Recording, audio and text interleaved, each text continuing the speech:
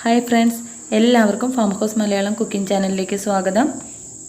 ഇന്നത്തെ നമ്മുടെ റെസിപ്പി ഒരാഴ്ച വരെ കേടുകൂടാതെ നമ്മൾ ഒരു പ്രിസർവേറ്റീവ്സും ചേർക്കാതെ തന്നെ കേടാകാതിരിക്കുന്ന ദോശയ്ക്കും ചോറിനും ചപ്പാത്തിക്കൊക്കെ കൂട്ടാൻ പറ്റിയ ഒരു അടിപൊളി സ്മോക്കി ചമ്മന്തിയാണ്.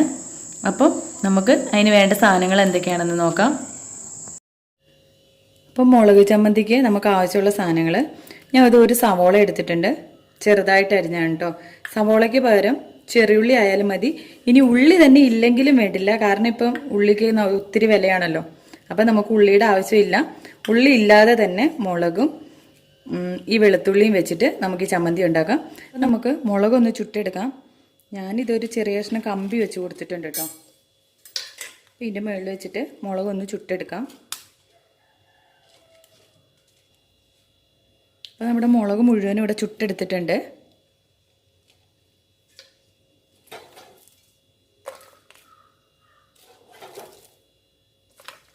അപ്പോൾ നമുക്ക് ഇതിനകത്തോട്ട് നമ്മൾ ആ വറുത്ത മുളക് ചേർത്ത് കൊടുക്കാം.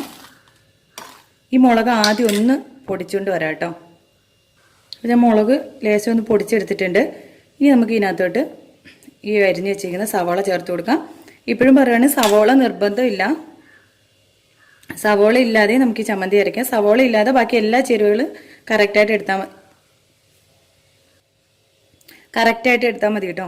ഞാനൊരു 10 മുളകാണ് എടുത്തിരുന്നത്. അപ്പോൾ ഇത് അതിൻ്റെ ഇതാക്കുന്ന ഒരു 10 വെളുത്തുള്ളിയും എടുത്തിട്ടുണ്ട്. ഇനി ഇതിനകത്തോട്ട് ആവശ്യത്തിന് ഉപ്പ് ചേർത്ത് കൊടുക്കാം. ആവശ്യത്തിന് ഉപ്പ് ചേർത്ത് കൊടുക്കാം കേട്ടോ.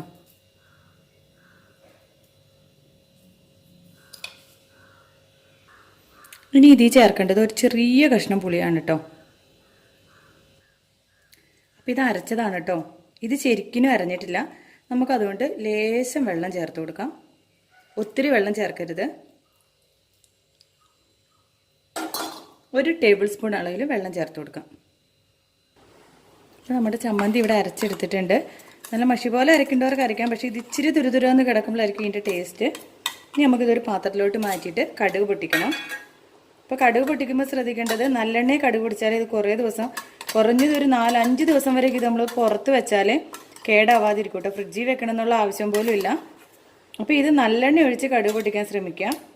അല്ല നമുക്ക് ഇന്ന് നാളെയൊക്കെ മാത്രം യൂസ് ചെയ്യാനുള്ളതാണെങ്കിൽ വെളിച്ചെണ്ണ ഒഴിച്ചായാലും മതി കേട്ടോ. വെളിച്ചെണ്ണയോ സൺഫ്ലവർ ഓയിൽ എന്തൊഴിച്ചാലും വേണ്ടില്ല. അപ്പോൾ നമ്മുടെ ചമ്മന്തി ഇവിടെ റെഡി ആയിട്ടുണ്ട്.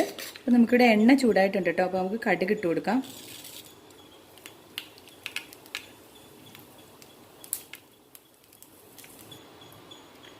അപ്പോൾ കടുകൊക്കെ പൊട്ടിയിട്ടുണ്ട്. നമുക്കിനി ഇത് നമ്മുടെ ചമ്മന്തിയിലോട്ട് ഒഴിച്ചു കൊടുക്കാം. അപ്പോൾ ഈ ചമ്മന്തിയിലോട്ട് ഒഴിക്കുമ്പോൾ എണ്ണ കുറച്ച് കൂടുതൽ വേണം കേട്ടോ.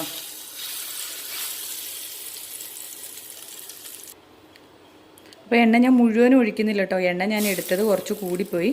അപ്പോൾ ഇനി ഇത്രയും എണ്ണ ഒഴിക്കുന്നില്ല. കടുക് മാത്രം പെറുക്കിടാൻ പോവാണ് കേട്ടോ, എണ്ണ മാറ്റിയിട്ട്. അപ്പോൾ ഞാൻ എണ്ണ മാറ്റിയിട്ടുണ്ട് കേട്ടോ. ഞാൻ കടുക് മാത്രം ഇട്ട് കൊടുക്കാം.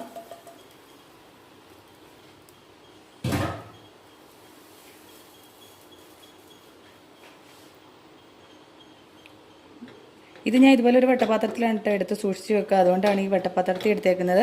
അപ്പോൾ ഇത്രയും എണ്ണ വേണ്ട എന്നുള്ളവർക്ക് ഇത്രയും എണ്ണ ഒഴിക്കേണ്ടത്. നല്ലെണ്ണയല്ല, അതുകൊണ്ടാണ് കേട്ടോ ഇച്ചിരി കൂടുതൽ ഒഴിച്ചത്. ഇത്രയും എണ്ണ ആവശ്യമില്ലാത്തവർക്ക് ഇത് ഇത്രയും ഒഴിക്കേണ്ട ആവശ്യമില്ല. കുറച്ച് എണ്ണ ഒഴിക്കാതിരുന്നാലും ഇത് നല്ല ടേസ്റ്റാണ്. നമ്മൾ 3-4 ദിവസം വെക്കുമ്പോൾ കേടാവാതിരിക്കണമെങ്കിൽ ഈ നല്ലെണ്ണ കുറച്ച് കൂടുതൽ ഉപയോഗിക്കണം കേട്ടോ. അപ്പം നല്ലൊരു ടേസ്റ്റി റെസിപ്പിയായിട്ട് ഞാൻ മറ്റൊരു വീഡിയോയിൽ കാണും വരേക്കും. ബായ്.